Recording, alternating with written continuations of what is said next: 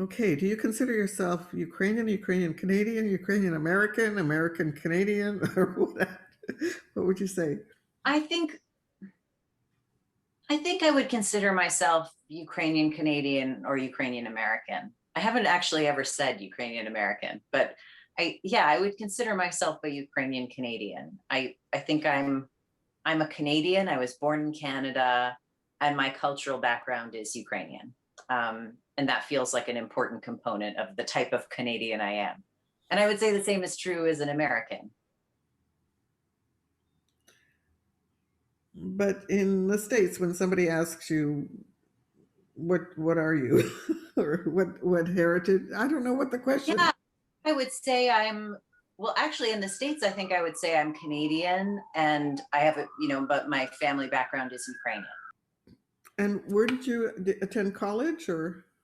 So I went to Yale University, and I actually did study Ukrainian at Yale.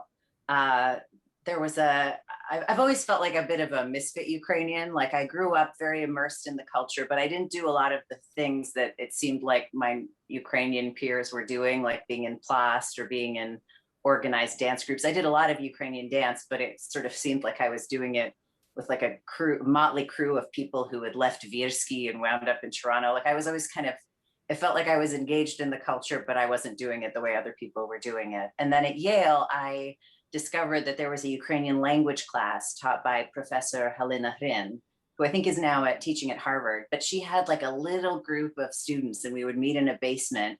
And so I took her class, which was interesting and also very humbling because it made me realize that we were learning Ukrainian grammar like from a book, and I had no idea what the genitive case of noun, I had never thought about Ukrainian that way. It was just what I spoke with my grandparents. And I can read and write Ukrainian, but I'm a slow reader. So reading Shevchenko was like word by word. But I had that experience. And then I was also part of the Yale Slavic Women's Chorus in my last year at Yale. So we had a repertoire of songs from all over Eastern Europe, but we had a few Ukrainian songs. So I felt like I got to express my Ukrainian heritage there as well. Do you know any family traditions, jokes, stories? My whole childhood was based on Ukrainian stories, Ukrainian jokes, Ukrainian songs, and especially Ukrainian visual art. Um, my grandmother is, I think, one of the foremost artists of pysanka. She's passed away a little over a year ago. But she exhibited her eggs at lots of international fairs. I think she exhibited her eggs at Bill Clinton's pre-inauguration. So she was considered a foremost expert on pysanky. And one of the things we always did with my grandparents was make pysanky. That was just one of the activities at Baba and Diva's house because there was always pysanka stuff out. But yeah, I think I've also always felt that the landscape of Ukraine that I see depicted in, more representational Ukrainian artwork, or that I hear described in Shevchenko's poetry, or that I hear about in folk songs that always seem to celebrate the natural world, the abundance of the harvest, the beauty of nature, the beauty of birds. That to me, it feels like a culture that's very rooted in a deep appreciation of the natural world, and a deep appreciation of its beauty and also of its mystery. How did your father feel about all these traditions? I don't know if a sacrifice is the right word, but he must have felt a bit left out at times, with the three of us sort of speaking in Ukrainian and then switching languages when he walked into the room.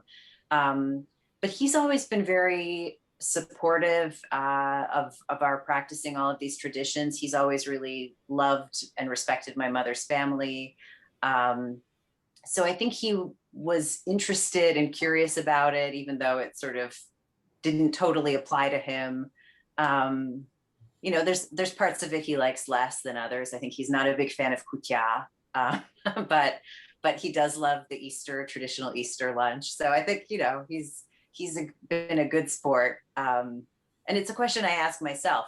I'm not married, but I'm dating someone who's a non-Ukrainian, and it's an interesting thing to contemplate because I think I took for granted as a child that a lot of people in my situation weren't learning to speak Ukrainian and weren't necessarily immersed in the culture and the art to the degree that I was fortunate to be. So yeah, so I would have to ask him, but but my experience was that he's been very accepting and willing to go along with it. Mhm.